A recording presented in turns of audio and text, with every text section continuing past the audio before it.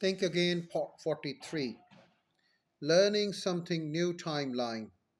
When we find out we might be wrong, a standard defense is entitled to my opinion. I would like to modify that. Yes, we are entitled to hold opinions inside our own heads if we choose to express them out loud, though I think it is our responsibility to ground them in the logic and facts, share our reasoning with others, and change our minds when better evidence emerges. The philosophy takes us back to the Howard students who had their worldviews attacked in that unethical study by Harry Murray. If I had to guess, I would say the students who enjoyed the experience had mindset similar to that of the great scientists and super forecasters.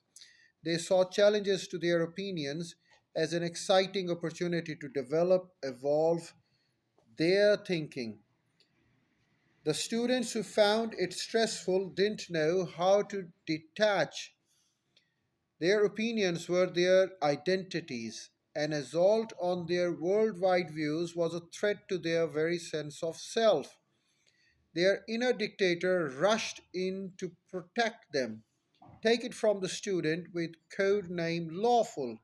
He felt that he had been damaged emotionally by study. Our adversary sub, in the debate subjected us to the various insults. Lawful reflected 4 decades later, it was highly unpleasant experience. Today, Lawful has a different code name, one that is familiar to most Americans. He's known as uh, Unabomber. Ted Kazy became a math professor turned an anarchist and a domestic terrorist. He mailed bombs that killed 3 people and injured 23 more. An 18-year-old FBI investigation culminated in his arrest after the New York Times and the Washington Post published his manifesto and his brother recognized his writing. He is now serving life in prison without parole. The extract quoted earlier was from the Casmills Manifesto. If you read the entire document, you are likely to be unsettled by the content on the structure. What's disturbing is a level of conviction. Well, he displays little consideration of alternative views, barely of a hint that he might be a wrong. Consider just the opening. Now, this is the opening of the quotation that I'm reading. The Industrial Revolution and its consequences have been a disaster for the human race. They have destabilized society and have made life unfulfilling.